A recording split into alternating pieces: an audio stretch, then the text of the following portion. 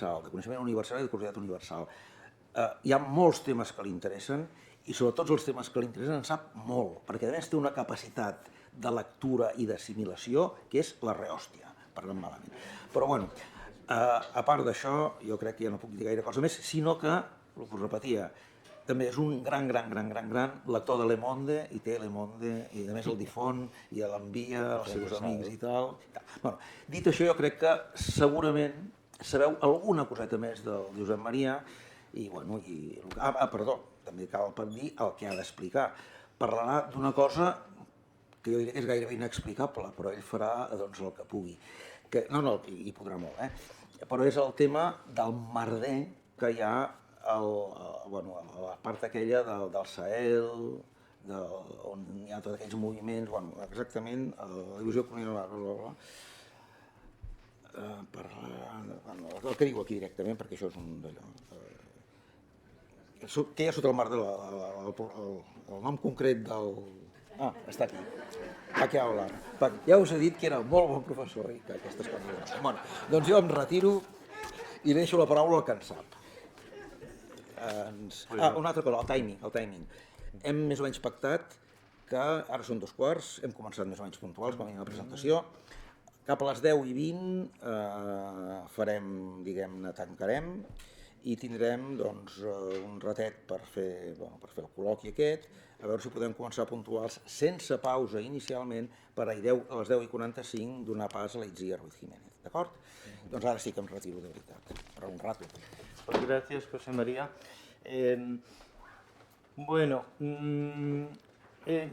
La zona que voy a tratar es muy amplia, por lo tanto los matices van a ser pocos.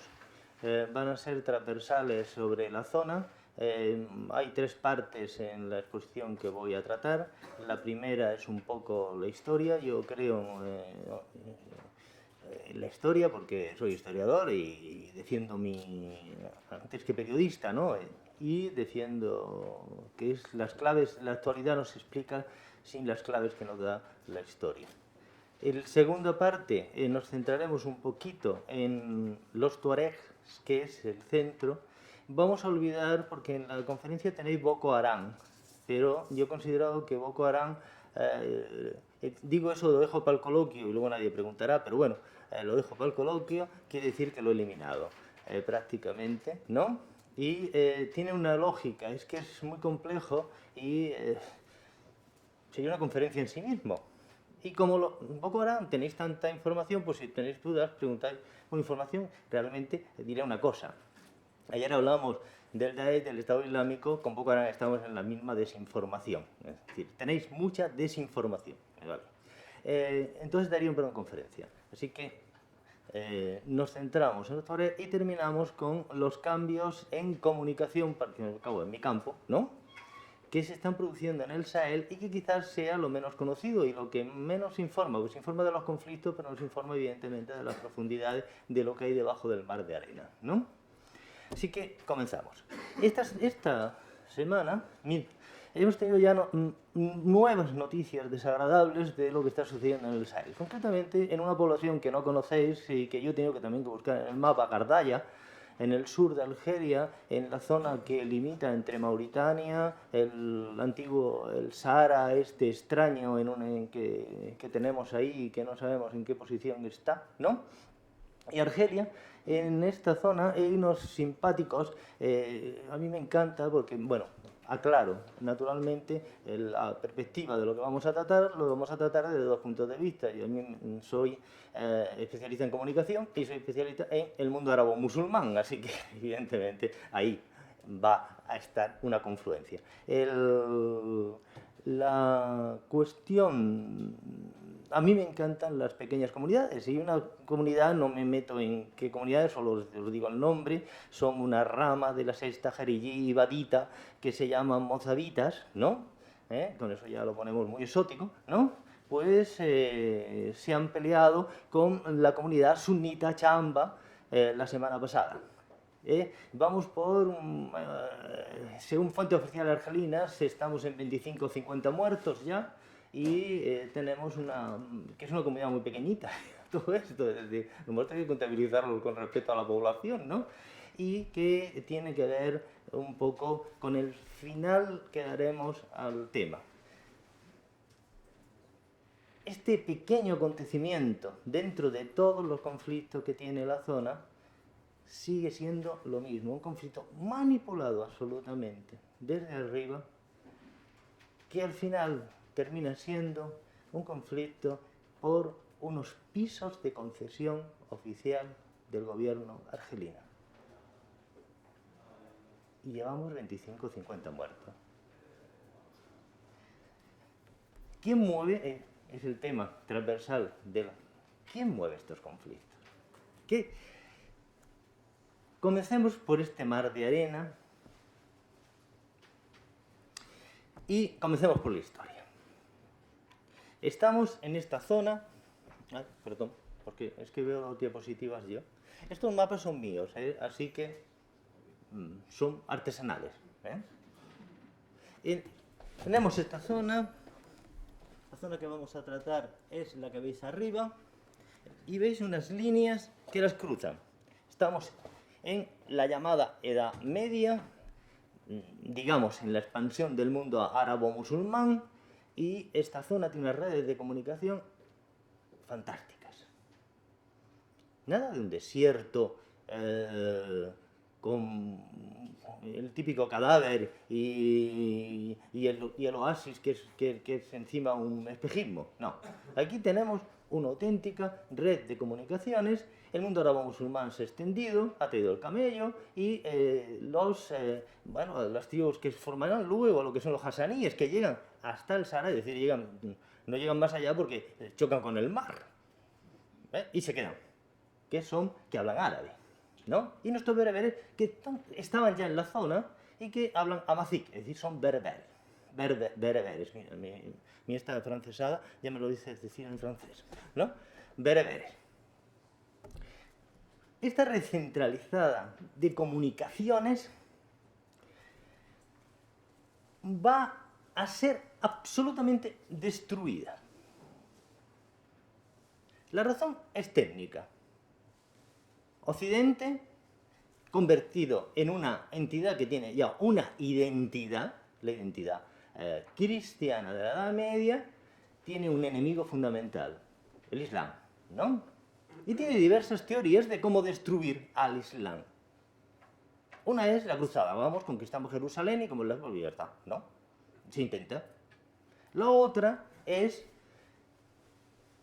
llegar a la fuente base de una cosa que Europa ansía, pero que el mundo árabe-musulmán resulta que es el que lo trae, las especias. Hay que llegar a China, a Catay, Zipango.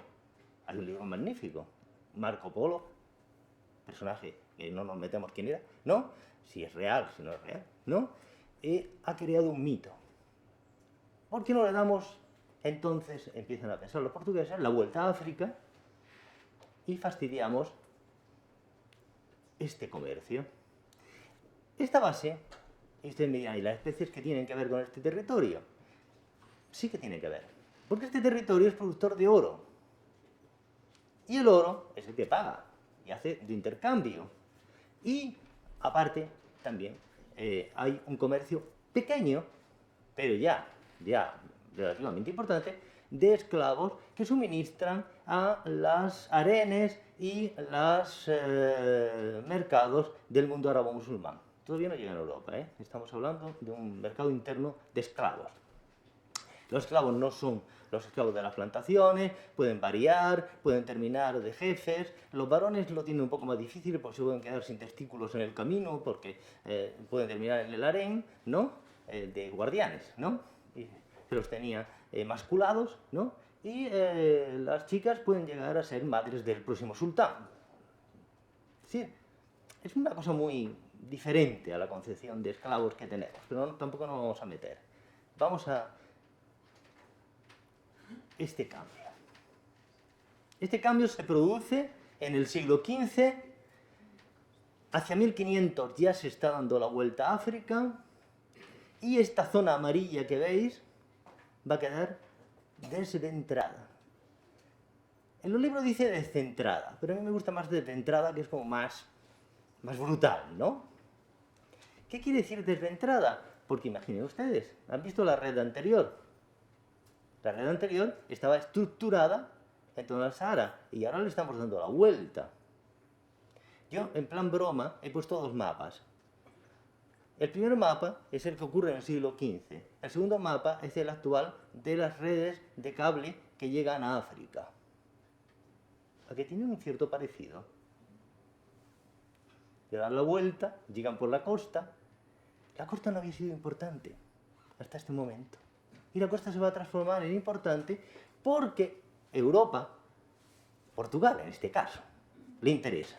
Portugal avanza de una forma estupenda, cogiendo y destrozando todo el mundo, sobre todo el mundo swahili, a cañonazos. Y se instala. Y se logra el objetivo, llegar a las especias, lo cual empieza a coger y descentrar la famosa ruta de la seda de que tanto se habla, ¿no? Y el mundo árabe-musulmán ya no es el intermediario porque se llega directamente. A otro señor se le va a ocurrir intentar por el camino del Atlántico y se va a estrellar con un continente nuevo, ¿no? Que es el señor Colón, ¿no? Pero la idea es la misma. Es acabar con el comercio de las especias. Y reorientarlo, no acabar, perdón, reorientarlo hacia Europa. Pero resulta que en el camino este se han establecido una serie de puentes en África que van a ser interesantes porque nos van a hacer variar la costa con puertos. El comercio de esclavos va a cambiar. Y el comercio de esclavos en el siglo XVI, XVIII va a ser la primera globalización mundial. Siguen siendo mapas míos, ¿eh? Quiero decir que son artesanales y que pueden tener sus errores. Pero ya sí me entiendo y los colorines me hacen mucha gracia a mí. Aquí tenemos varias zonas.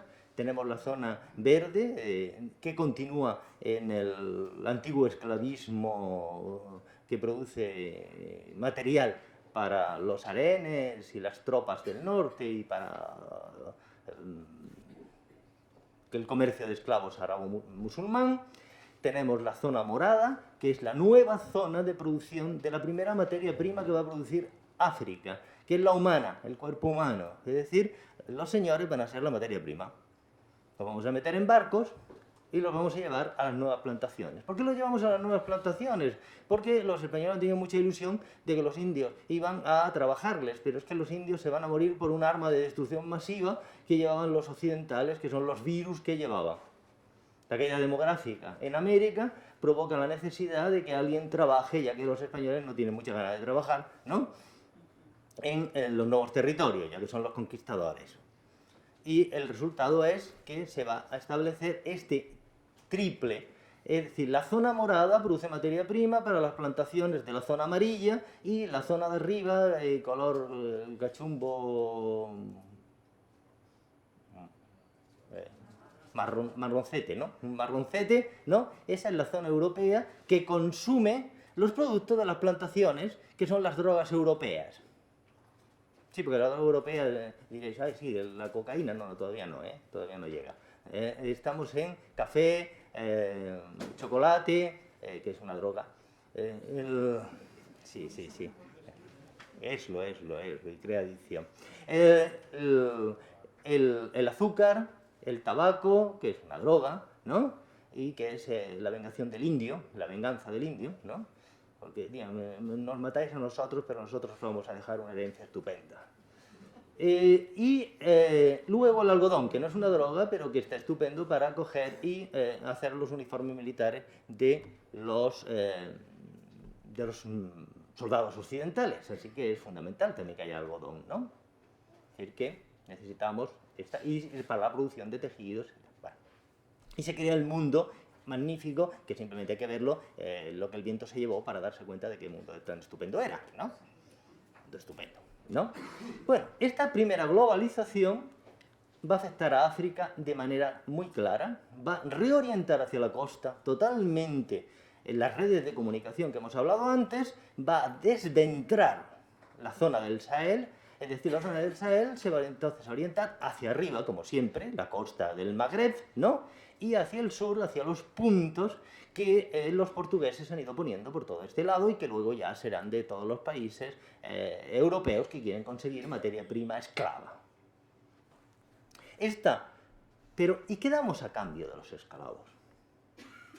Pues entonces se va a inventar un comercio que sigue hasta la actualidad, estupendo, que es darles armas. Sí. Tú le das armas y ellos te consiguen más esclavos. Si le das armas de fuego, estupendo, ¿no? Y esto empieza a provocar también una verdadera desestructuración de unos estados que había antes, complicados de seguir, porque estamos hablando de que hay que seguir entonces la tradición oral, porque estamos en estados que no tienen escritura, ¿no? Y estos estados eran matriarcales, ayer se hablaba, no me voy a meter en la situación de la mujer, matriarcales, animistas, que había una pequeña élite que comenzaba a ser musulmana, que estaba en un barrio aparte, que era el comercial. El comercial eran los comerciantes que estaban allí, y una estructura de gobiernos muy simpáticos con monarquías sagradas que encima se casaban con su hermana porque las relaciones matriarcales es importante, porque la hermana era la propietaria del poder, es un estupendo sistema que había, ¿no?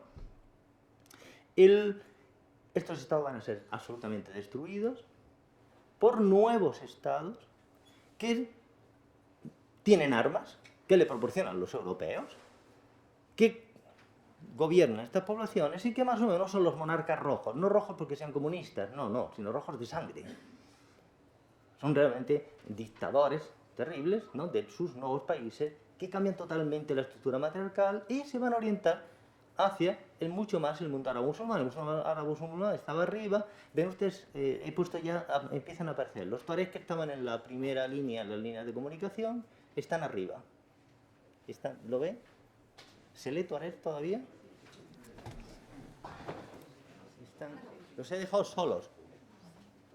Están con más, hay diversas, pero como vamos a centrar luego los tuaregs, así saben dónde se sitúan ellos, ¿no? Ven que es el centro el meollo, ¿no?, de la cosa.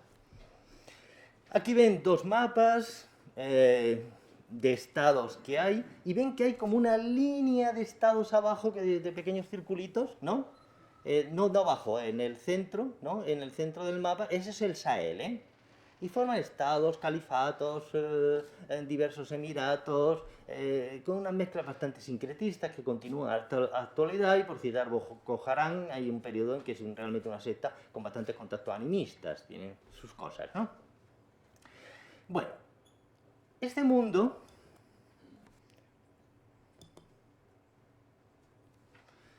va a sufrir una nueva agresión, ahora no esclavista. El comercio de esclavos empieza a acabarse. Pero los europeos resulta que ahora tienen vacunas, bueno, vacunas exactamente, porque no sé cómo definirlo, aquí hay médicos, pero no sé cómo definirlo, lo que ellos logran contra la malaria, que es este compuesto que nace en Perú, la quinina, no es, bueno, un tratamiento. Pueden entrar en África, porque antes no entraban. Estaban en islas, en la costa, en penínsulas. Si hacéis un recorrido turístico, se está convirtiendo en turismo, el esclavoturismo, es un turismo muy interesante, ¿no? Y donde van los americanos, descendientes o posibles descendientes, lloran un montón. Es un turismo bastante morboso, pero importante, ahora, en esos lugares. Esos lugares están en islas, porque ahora hay que protegerse del mosquito de la malaria. Mataba, ¿no? Bueno, en el 19 esto se acaba. Se puede entrar, sí, bueno, sigue habiendo la malaria, evidentemente, pero se puede entrar en África, y África además se convierte en una especie de división. Interés económico no tiene en principio. África es invadida, bueno, ahí ya me han dicho afrancesado, voy a decirlo, es decir, la teoría más radical es que como los alemanes vencen a los franceses en 1870 y le pegan una paliza tan grande, la opinión pública de la Tercera República decide que es fantástico tener victorias en otro lado. Entonces va a machacar a toda una serie de unidades, eso sí, con una cobertura de prensa estupenda, ¿no? Y Y luego tenemos los misioneros, y tenemos a Livingstone, y señor Livingstone supongo que es el Stanley. Bueno, esto ya es el total de África, es decir, el mundo del 19. Es decir, no me meto, hay africanistas, para pensar que si la colonización económicamente o no tuvo razones económicas en principio. Bueno, la realidad es que se destrozan estos países de nuevo y hay una nueva cuestión importante en el tema que estamos tratando. La costa se cristianiza. Primero es el lugar de esclavos, pero ahora se va a cristianizar. Es decir, la costa hace un borde cristiano y el interior va a quedar musulmán o animista. En los dos casos sincretista. Las fronteras son artificiales, son hechas con tiralíneas. Se hace una cuestión interesante. África es como un juego del Risk. ¿Sabes este juego que tú te colocas en medio para impedir que el otro avance? Bueno, pues si hay Francia ha colocado un lugar aquí, los ingleses colocan otro en medio y van haciendo estrategias. Incluso las colonias alemanas están hechas para impedir determinados avances de uno y otro, que se les da como concesión al Kaiser lo peorcito, porque llegan más tarde que los franceses y ingleses, pero hay dos líneas que yo creo que son claras para definir. Los franceses han decidido llegar más o menos de San Luis a Djibouti. Es decir, una línea horizontal. De San Luis en Senegal. Y los ingleses quieren llegar del Cairo al Cabo. Más o menos, en plan muy bruto. Y en medio se inventan lo de los orígenes de las cataratas del Nilo y todas estas cositas, ¿no? Y las expediciones de investigadores y misioneros. Ocurre un incidente poco conocido y que además tiene que ver, es simpático. El mismo año en que se hunde ya definitivamente el último rescoldo del Imperio Español en Cuba y vuelven los indianos a Cataluña, lo cual le vino muy bien a Cataluña por una entrada de capitales estupenda, ¿no? Hay el accidente de Fachoda. Y es que la línea vertical se une con la horizontal, claro, se encuentran, ¿no? Lo que pasa es que los franceses tenían 300 y los ingleses 3.000 soldados y amablemente los franceses pierden la batalla no hay muertos, Pero hubo un momento en que podía haber sido un enfrentamiento bélico si le hubiera interesado a alguien, si los hilos que mueven los conflictos le hubiera interesado, entre Francia e Inglaterra. Imagínense, en vez de entre Alemania y Francia, que nos parece como lo más normal que se enfrente, hubiera sido entre Francia e Inglaterra, la guerra. Luego, voy con una rapidez enorme, como en el avance se han quedado con todo el Sahel los franceses, prácticamente es muy bruto, en la costa sí que hay puntos ingleses, portugueses, que quedan y tal, ¿no? Pero el interior es francés. El sueño gaullista, entre los 1000 sueños que hacía de Gaulle y que luego engañaba a la gente y hacía referéndum y luego decía lo contrario, lo cual está muy de moda, ¿no? Pues la cuestión es que me votáis a mí y yo os prometo que Argelia será francesa. La independiza. Yo prometo y cambiaba de ideas. Pero uno de los sueños era hacer un gran lugar francés, el Sahel. Incluso se hace una moneda, una especie, podría ser un euro pre-euro, ¿no? Un franco de la zona, ¿no? Así que esas son las promesas gaullistas para la zona, que es el pobre Leopold Senghor se las creyó al principio, encima. Pobrecito. El ideador de un cierto africanismo, porque pensaba, pues vamos a ir todos unidos. Estaba equivocado porque lo que le interesaba a la gente, a Occidente no le interesa para nada que se unan territorios, lo que quiere es muchos estados. Para que llenen la ONU y se puedan vender cosas y sean absolutamente débiles, ¿no? Y esta política es continua, es una transversal que ocupa a todos. Bueno, y llega el poscolonialismo. Bueno, hay un pequeño tema, lo dejo caer. ¿Cómo Francia pensaba Ahora voy a hacer de imaginación porque ahora no tengo el mapa concreto en que se ve toda África con sus fronteras de tiralíneas, ¿no? Pero como Francia pensaba que Argelia no se iba a independizar, sino que iba a ser una provincia francesa, le dio a Argelia muchísimos más territorios en la división que a los otros países dependientes que teóricamente en algún momento podían ser independientes. Por eso, si ven ustedes, imaginen, éntrense, Argelia se infla como un vientre embarazada para abajo, enorme. ¿Por qué? Por eso. Y Túnez y Marruecos se quedan así. No es que ni Túnez, ni Marruecos, ni Argelia tuvieran ningún derecho sobre el Sahel, en absoluto. El Sahel se lo dividen con tiralíneas. Pero se le da más poder sobre el Sahel teórico en previsión de que Argelia iba a ser francesa. Como Argelia luego no es francesa, resulta que le dejan a Argelia una herencia estupenda, que va a tener unas riquezas estupendas, pero que tiene habitantes, que tiene locales, y que hay que manejarlos o destruirlos. ¿Qué es lo que va a pretender los sucesivos gobiernos de Argelia? Destruirlos por la buena, etnocidio, ¿no? Tú los cambias, los colocas, los trasladas a Argel o a las zonas urbanizadas, o genocidio directamente, o el tercero, expulsión. Expulsemos. Marruecos es mucho más acogedor y terminan muchas tribus en Marruecos, o el Mali, que queda abajo. Ahora tienen que imaginarlo porque no tengo mapa. Postcolonialismo. Voy a pasar muy rápido, casi mejor. Pasamos a esta foto tan bonita, qué guapa, ¿no? De un libro y de una persona que les recomiendo lean lo que es esa época en el libro de Albert Sánchez Piñol, que supongo que conocen por otra obra, Victus, ¿no? Que supongo que todos han leído, ¿no? Si no, yo la recomiendo, es una obra perversa, fantástica, maravillosa, y es un africanista, antropólogo muy bueno. Y tiene un libro, Payasos y Monstruos, que nos muestra la creación de unos estados-nación que ahora llamamos fallidos, pero que estaban construidos sobre el Estado-nación europeo con la idea de que encima iban a ser entre autogestionarios y que iban a lograr ellos el comercio mundial con un líder magnífico que además normalmente, como todos los líderes magníficos, hablaba mucho. Para eso tenía la radio, ¿eh? La radio la extienden casi todos los dictadores,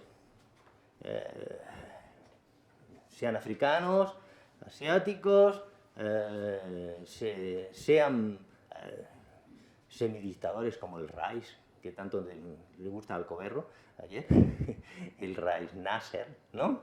O sean tan simpáticos como este señor que sale en pijama ahora de vez en cuando, el señor Fidel Castro. La radio le gusta a todos, eso es muy logomaniático, concretamente.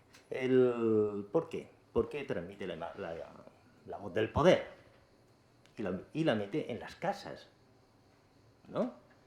Y es una voz importante, ¿no? Es una voz además con todos los grandes. Yo me acuerdo, como hay mucho anciano de la tribu, ¿os acordáis de Bobby de Glanne? Esa es la voz buena, ¿eh? Porque te mete una idea estupenda. Y el otro sistema es otro señor, que tiene el nene ahora en Antena 3, el Matías Prats, ¿no? Esos son los dos tipos de voces fantásticas del poder, ¿no?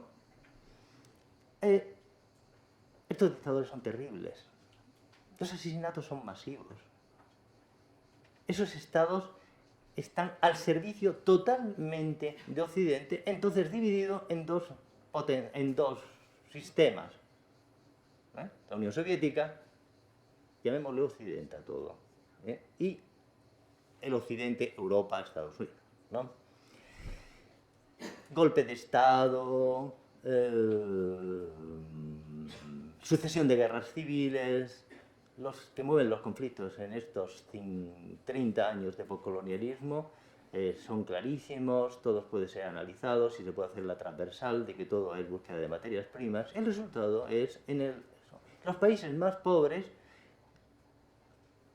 evolucionan en los años 80 más fácilmente a la democracia, los países más ricos evolucionan fácilmente hacia estado fallido, porque estos países son ricos. El estado más fallido de toda África es el Congo porque es el más rico.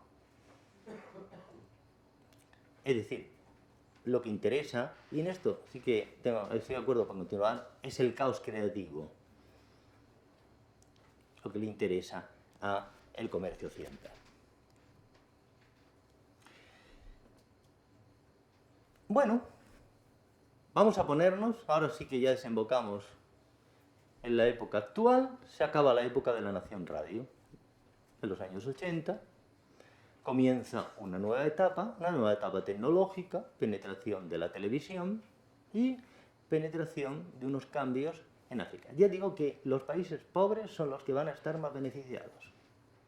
Si, por decir un caso, si Argelia está absolutamente desequilibrada con un presidente que está metido en un hospital con tubos, y que ahora va a ser reelegido, es una cosa encantadora, y si es un país que ha tenido una guerra civil que no nos hemos enterado porque todos tenéis gas natural en casa, bueno, hay una razón para no enterarnos de 250.000 de muertos, cifra a la baja de lo que ha ocurrido en Argelia, es porque es muy rica Argelia. Y si Marruecos anda así, aunque todo el mundo habla de los fosfatos, Marruecos, olvidémonos de que es rico por materias primas, no es rico en materias primas, lo tiene más fácil. Bueno, se acaba la época de la Nación Radio y tenemos varias salidas. Tenemos una salida fácil, la étnica tribal, que confundimos aquí con salida antigua. No. Moderna. Porque es la transformación de las antiguas relaciones étnico-tribales en nuevos nosotros que son clientelistas y esclavos del partido que dice: vosotros sois los nuestros porque nosotros representamos a los X. Es así. Son absolutamente presos de los nuevos políticos étnicos. Y las guerras étnicas son una salida. Otra salida es la salida desarrollista. Vamos a desarrollar el país, aunque ya había fracasado de todas maneras el Estado-Nación desarrollista, los partidos desarrollistas, esta dinámica ya había fracasado. Bueno. Nulo efecto del fracaso del panarabismo socialista en el norte del Magreb y en el sur, y nulo efecto del panafricanismo. Mucha palabrería, pero poca realidad. Va. Con esto nos situamos en un ambiente. Ahora sí que tenemos, ven ustedes la barriga de Argelia, ¿no?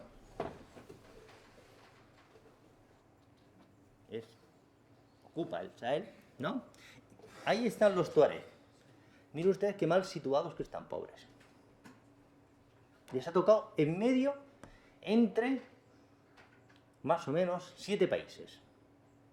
Porque son más grandes que esto, ¿eh? Se meten prácticamente en el norte de Nigeria, entran por Libia, estamos en Tunisia, nos metemos hasta un poquito a Santa Marina, nos toca Mauritania.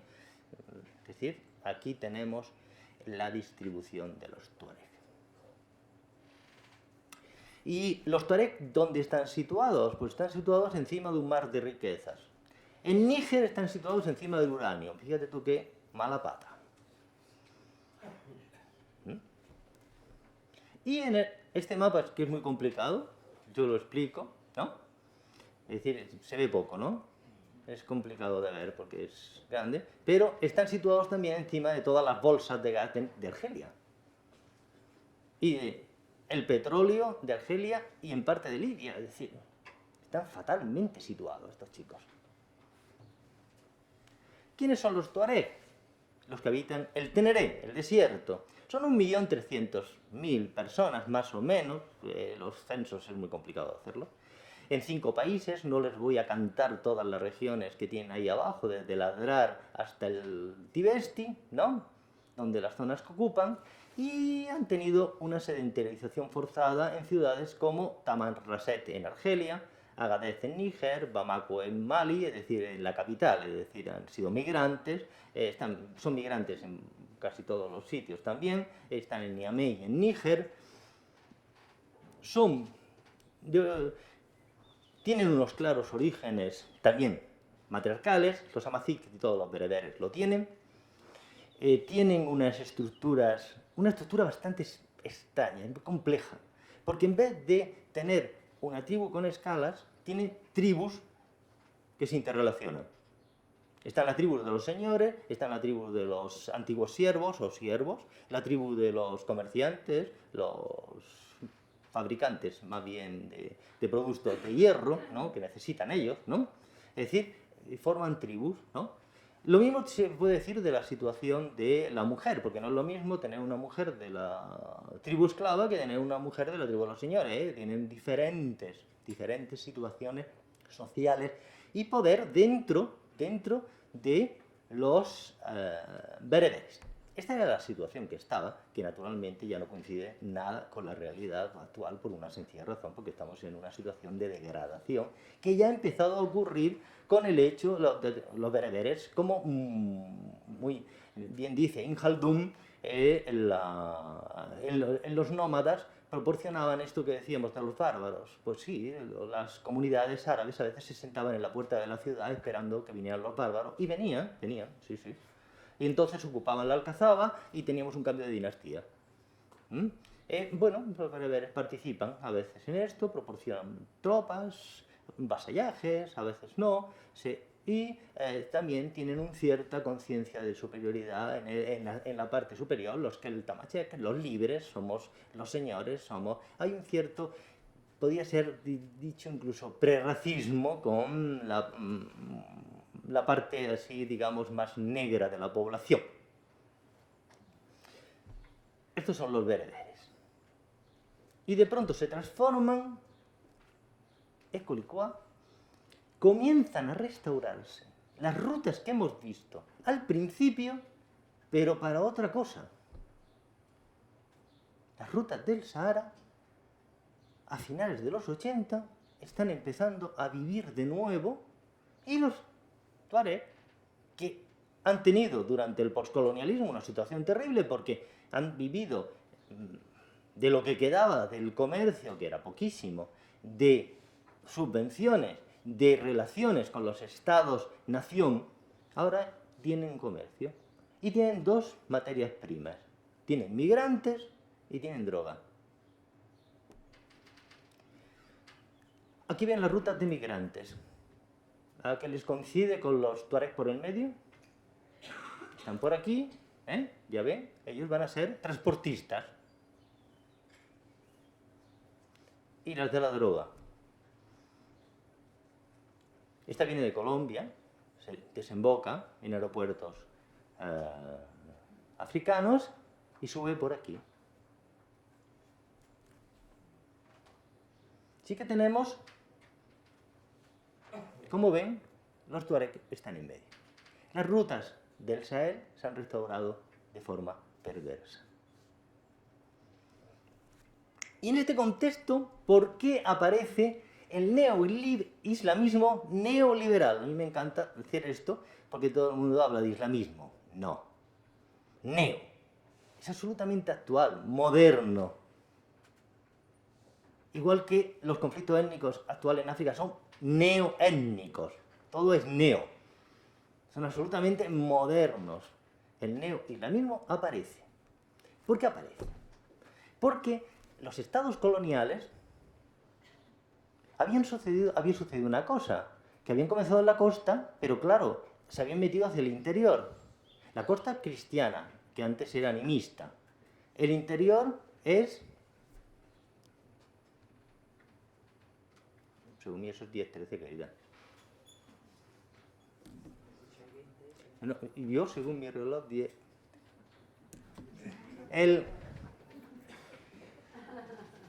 El abandono, ¿por qué aparece? Vamos a decirlo 5 puntos, más o menos. Primero, abandono del norte por las ricas poblaciones costeras. Ustedes dirán, ¿ricas? Para lo del norte sí. Los cristianos de la costa resulta que son occidentales, con muchas más conexiones, ya lo ven que además tienen ahora internet mucho mejor, ¿no? Y los de dentro, fatal. Segundo, urbanización y abandono del campo, que el Estado vende a fondos soberanos. Son encima pobres en las ciudades donde se encuentren si son migrantes. Tercero, extensión de nuevas clientelas en torno a la mezquita por el abandono del Estado. Ha llegado el neoliberalismo, resulta que los Estados-nación eran bastante cutrongos, pero hacían algo. Pero es que aquí ahora ya hay un abandono de la política social absoluta. Apañárosla como podáis. Y resulta que tenemos unos señores religiosos que dan unos servicios sociales.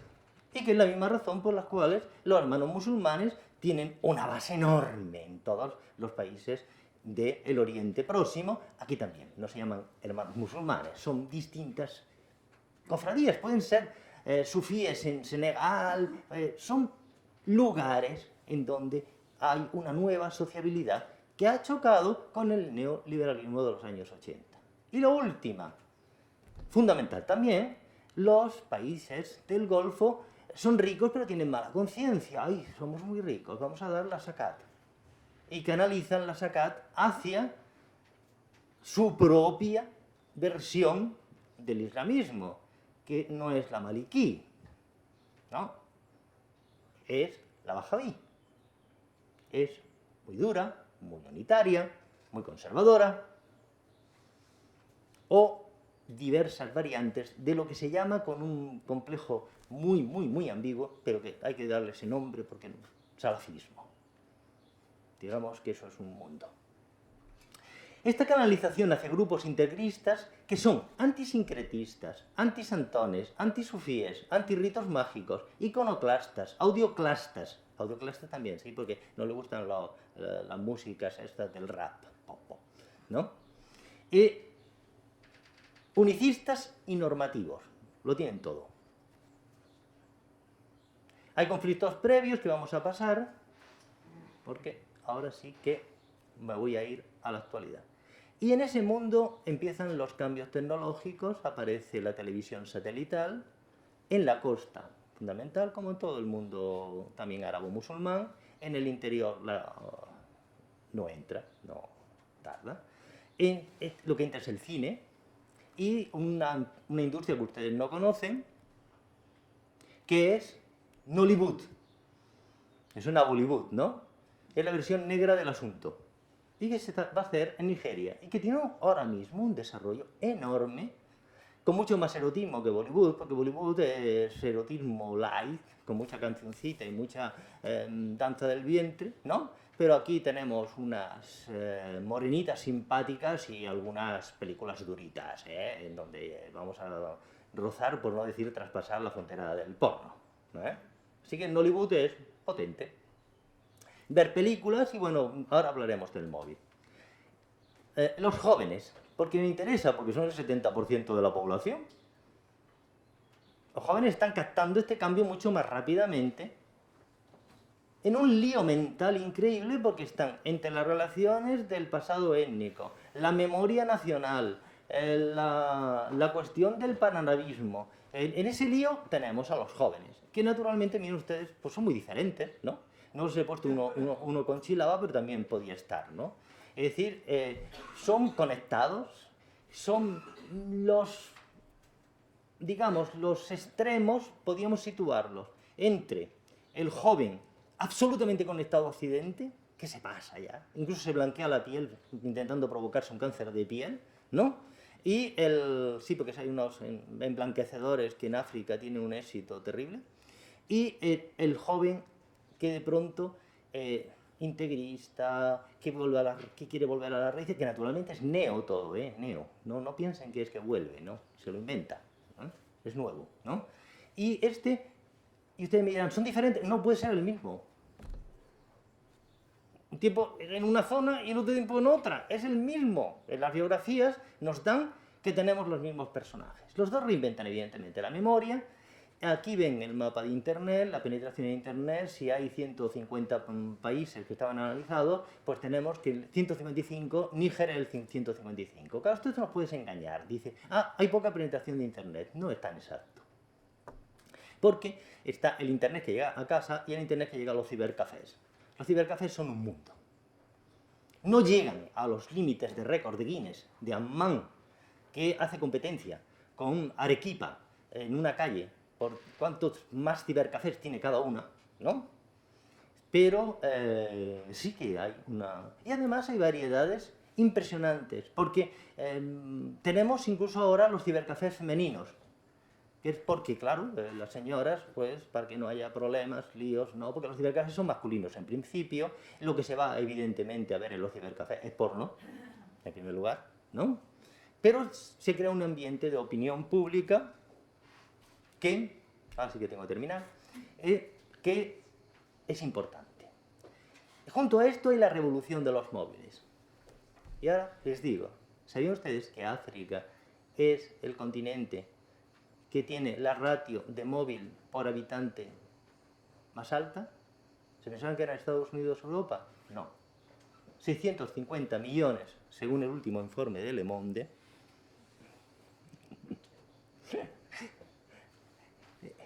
de 650 millones sobre 780 millones de habitantes. Piensen que hay niños, ¿no?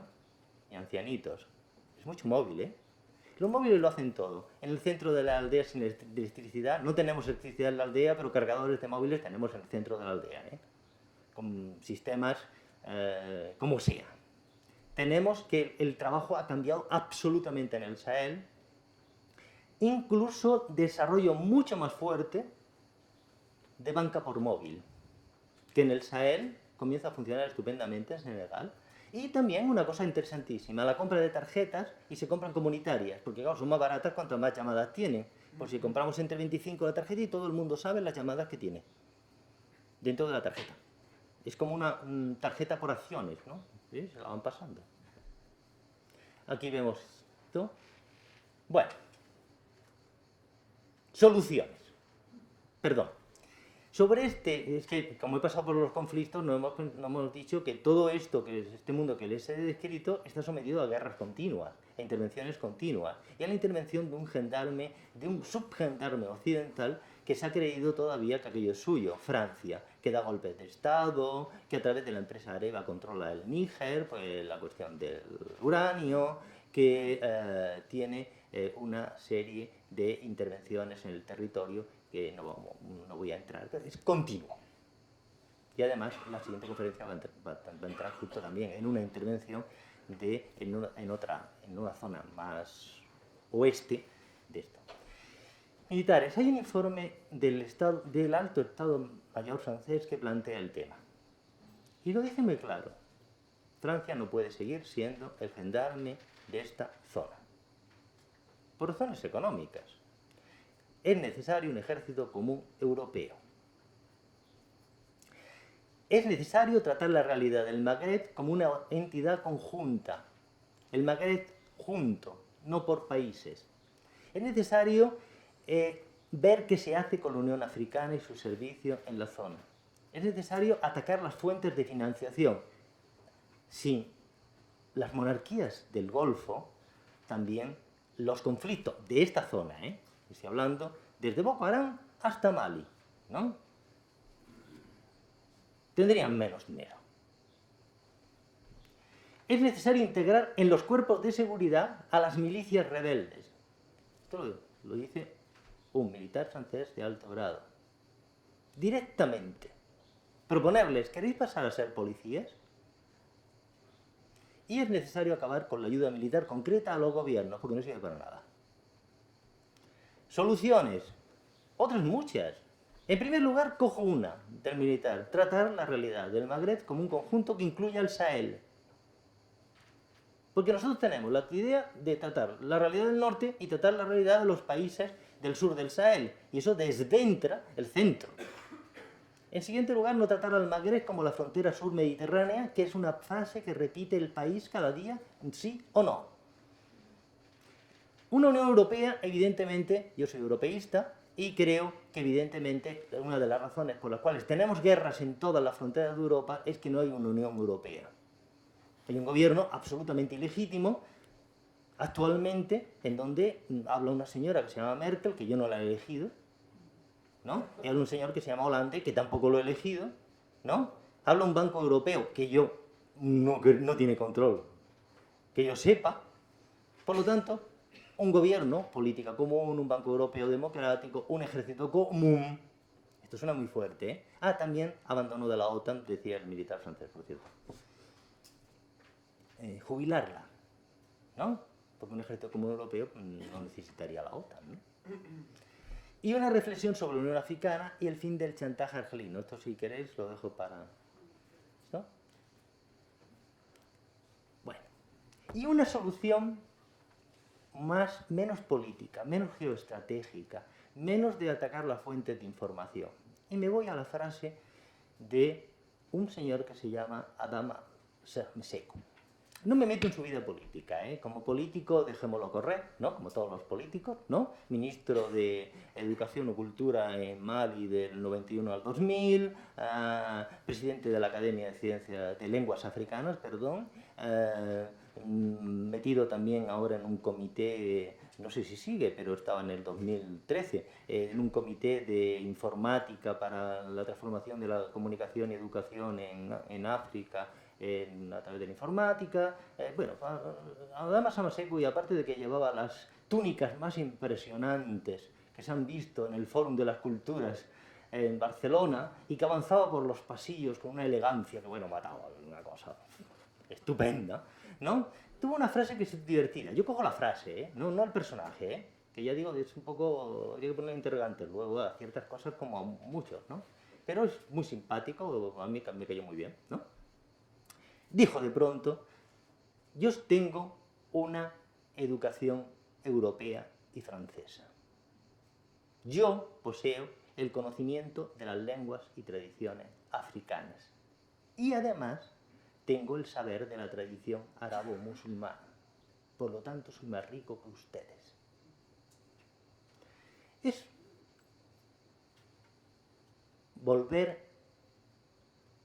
reinventar las tres fidelidades que tiene esta zona. La evidente tradición. Él puso el primero, no, esto no significa que la tradición occidental, es que lo puso lo primero, él. Sigo el orden de él, no hay jerarquía,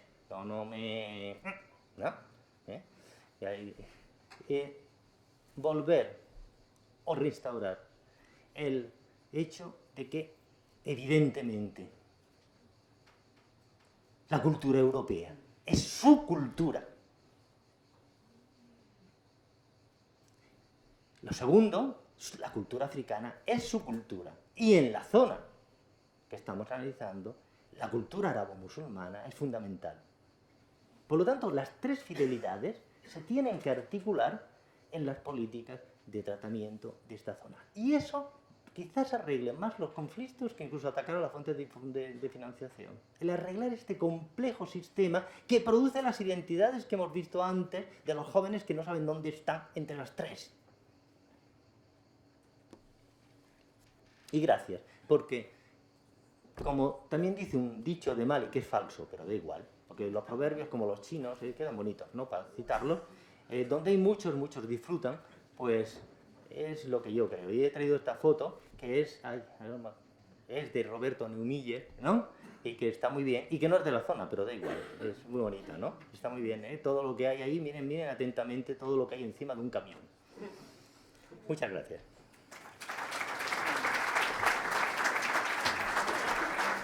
Bueno, me he pasado un poquito, perdona, eso de las conclusiones, perdona, se me ha pasado un poquito. Sí, bueno, muchas gracias. ¿Se oye? Sí, me he pasado.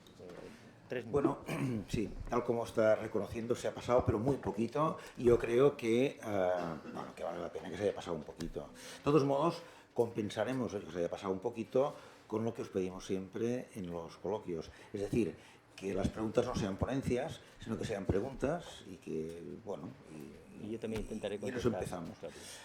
Pues nada, en resumen, realmente yo creo que el título de la ponencia y tal ha sido perfecto, es lo que hay debajo, ¿eh? O sea, yo creo que no os pego cosas concretas, bueno, muchas cosas concretas, pero digamos lo que hay debajo, realmente muy buen título para la ponencia. Dicho esto, pues nada, pues si alguien tiene alguna cosa que desee aclarar.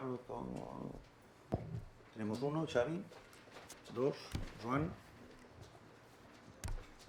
Cogemos, bueno, como siempre, 3 preguntas. Ya tenemos las 3. Vale, pues Xavi, tu mateix. Bon dia, soc el Xavier Boix. Has parlat de la necessitat que la Unió Europea faci de govern polític, no? I en canvi m'ha semblat que posaves en dubte el paper de la Unió Africana. O almenys... I de la Unió Europea també. Bueno, vull dir que la Unió Europea que posaves en dubte és el seu funcionament, però m'ha semblat que posaves en dubte l'existència de la Unió Africana, fins i tot. Llavors, m'agradaria que parlessis una mica de quin és el paper que ha de tenir la Unió Africana respecte al funcionament d'aquesta zona de l'Àfrica. Sí.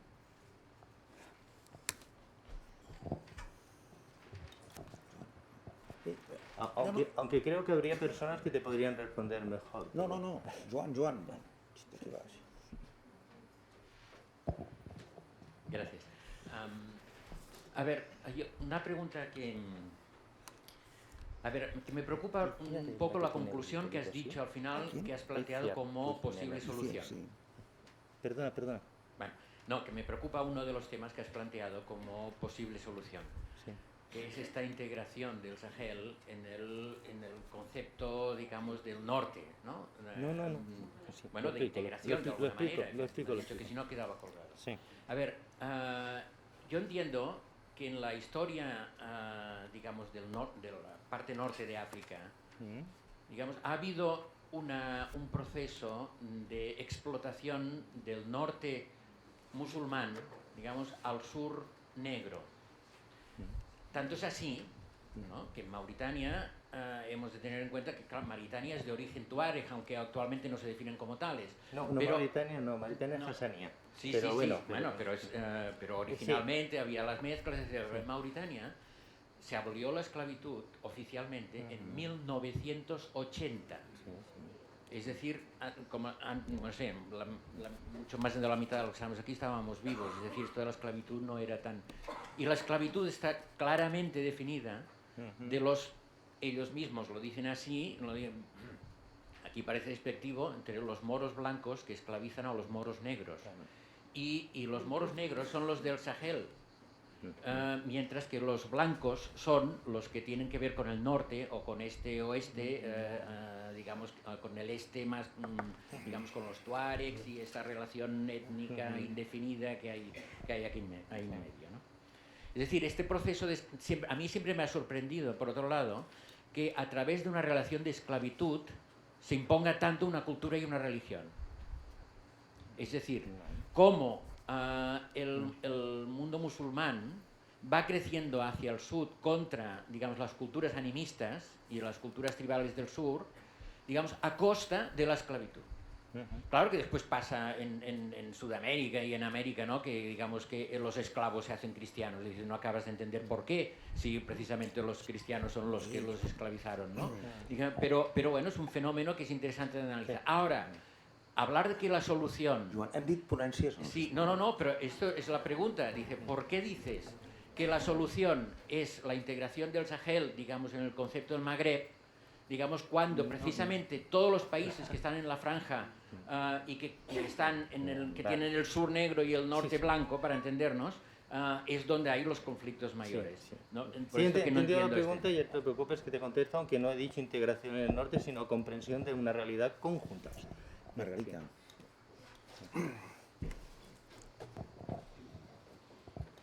Vale. Volia preguntar-te...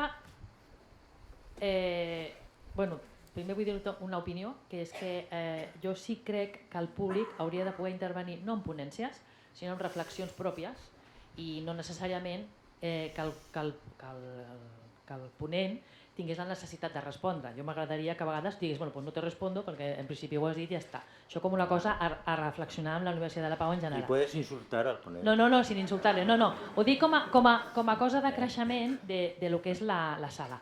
Llavors, aquí sí que et faig una pregunta, és si coneixes, si saps, si els tuaregs, si hi ha alguna mena com que has assenyalat una zona àmplia, si hi ha una mena de moviment social, el que ara aquí és la moda, de la societat civil. És a dir, hi ha alguna mena de moviment, de canvi, perquè diguem que el que m'ha agradat és al final que com molt ràpid intentes donar solucions. Les ponències en general, la gent deixa la cosa oberta i diu, doncs tu vas i t'arrisques i dius una solució. Llavors jo pregunto, hi ha algun moviment, podríem dir social, que vulguin fer un canvi d'una altra manera entre ells, i si hi ha moviments d'autodefensa, no? Que seria una altra qüestió, que seria la... Autodefensa te lo critico, però bueno... Bueno, vull dir, com a concepte jo segurament no sé manegar bé els conceptes, però m'explico jo en el sentit de una cosa seria l'exèrcito tal, i l'altra és la militarització, l'autodefensa, no considerar que hi ha uns soldats que... Doncs aquesta és la pregunta. Sí. Bueno, contesto a las tres rápidamente. Yo no he puesto en duda la existencia de la Unión Africana, pero estando... Ipsiar, tú eres Ipsiar. Yo creo que le dejo a Ipsiar la pregunta, más que después, y va a intervenir, Y además sé que va a dar la respuesta que yo daría, que no me quiero meter, porque además es que tiene mucho que ver con lo que va a hablar ella y no quiero pisar a nadie. Pero con la Unión Europea yo no he hablado en absoluto he dicho la inexistente Unión Europea, No. Pero también la inexistente Unión Africana. Es decir, que dejo en este campo, ¿no? Y lo único que digo, en el plan mío, en el norte, la Unión Africana en un momento determinado también recibía mucho dinerito cuando el norte daba dinerito, que lo dejó de dar. El señor Gaddafi era un rey del mambo en un momento determinado por estas razones, ¿no? Del dinero que daba a la zona. Pero evidentemente las relaciones son complejas entre lo que es construir una Unión Africana pensando que existe el Magreb, aunque yo creo en la integración, que ahora voy a tus preguntas, ¿no? Así salto a la tuya directamente. No he hablado de que se tenga que poner en relación haciendo que justamente que estén en razón del norte, sino conjuntamente porque justamente se ha destruido el sur, al sur no, se ha destruido el Sahel, al centro. Tanto por el norte como por el sur, porque si Boko Haram existe es porque también hay un problema exacto costa interior, que yo he explicado en la zona Senegal, en la zona pero que existe en toda la zona costera. Y el interior musulmán es absolutamente el pobre de la película en ese caso. Eso en primer lugar. Con respecto a lo que tú planteas, sí, Mauritania no tiene que ver con... son moros, son otra variante, ¿no? De Amazigh, ¿no?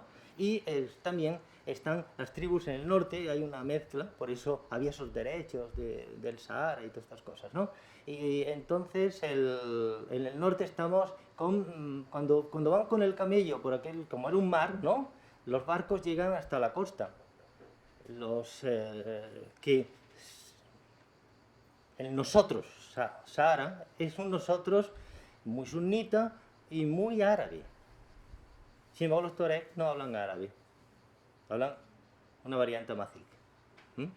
Y evidentemente sí ha habido esa separación, ya os he dicho, en este caso en vez de ser separación jerárquica va por clasificaciones tribus clánicas, ¿no?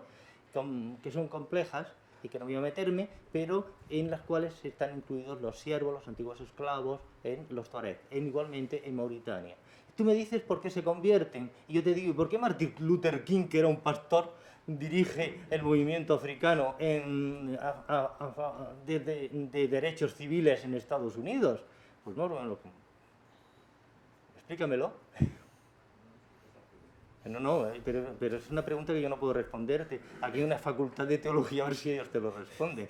Porque resulta que tenemos esta doble realidad, aunque también puede que venga con esto, con las tres fidelidades, ¿no? Te lo doy por darte una respuesta, pero es muy complejo el tema. Y el siguiente. lo que tú me planteas. No, es que no me gusta mucho autodefensa porque ya implica inmediatamente que hay una gente que va a tener una gestión del conflicto en un plan armado. Pero soy yo, eso es palabrita mía. Es la cuestión de los tuareg. Evidentemente hay muchos movimientos. El más conocido es el movimiento de liberación del Azawad, es decir, la parte norte del Níger, ¿no? Del Níger, perdón, de Mali. Hay que ver una cosa, hay una guerra, primero tienen una guerra en los entornos de Tamanrasset, una rebelión contra Argelia, solucionada estupendamente con la expulsión de prácticamente todo el mundo, el asesinato de algunos, ¿no? Y por justamente decir, oiga, esto que está aquí, sobre el que estamos nosotros, que es petróleo y gas, nosotros no recibimos nada. Ustedes lo están recibiendo en Argel y nosotros no. Evidentemente eso es un movimiento, ¿no? En este movimiento hay bastantes variantes, movimiento civil interesante, con muchas variantes y además un movimiento que tiene un grupo feminista y que tiene unas mujeres bastante activas, ¿no? En otras luchas que no me voy a meter, pero que también son muy interesantes de la mujer en la zona. Y sí, hay movimientos culturales, hay movimientos políticos y hay movimientos militares. Concretamente, en mayo, resulta que hacen un acuerdo de paz en Mauritania en donde había 3 partes, ¿no? Digamos, los del norte, Argelia, en Mauritania, los occidentales que estaban por allí, ¿no? Y los tuareg, ¿no? ¿Correcto? Pues no. Los tuareg no aparecen en la foto. Se hicieron el acuerdo entre Argelia y Mauritania y los occidentales y sin ninguna presencia de la comunidad tuareg a la cual se imponía el acuerdo de paz. Así que es complicado, sí. Bueno, pues estos señores se desplazaron a Mali, ¿no? Y ahí empezó el problema, cosas que no he tratado, que es la relación primero con un movimiento que en realidad es laico nacionalista, anima a un movimiento local que respecto a Bamako quiere tener unas nuevas relaciones y tenemos otra guerra. Luego esta guerra se complica y tenemos una participación de grupos que ya son de Al-Qaeda y posteriormente los tenemos cercanos, aunque cualquiera sabe, la alianza, tengo la palabra francesa, el vasallaje que pretenden con Daesh, que es un poco, no diría yo que no es más simbólico que real en este conjunto, pero a Occidente le interesaba mucho que se viera que hay una relación terrible de yihadistas y demás, ¿no? Y conquistan Gao, Tombuctú, bueno, hicieron alguna barbaridad importante, ¿no? Aunque el amigo de las bibliotecas salvó, afortunadamente se las había llevado a Bamako, los libros de Tombuctú, etcétera, etcétera. Sí, hay movimiento muy complejo que llega desde lo cultural hasta lo militar. Bueno, si queremos respetar el derecho de Inzi y ahora empezar a su hora, pues nada, no hay más, no podemos continuar. De todos modos, bueno, José, sabéis que está en los pasillos a todas horas, luego tomaremos café, es decir, que estará a vuestra disposición para lo que haga falta, ¿no? Yo diría que hay un par de minutos para hacer el cambio de etiquetas, si alguien quiere hacer pipí, pues que lo haga, evidentemente, en su sitio, quiero decir, y luego en 5 minutos nos vemos.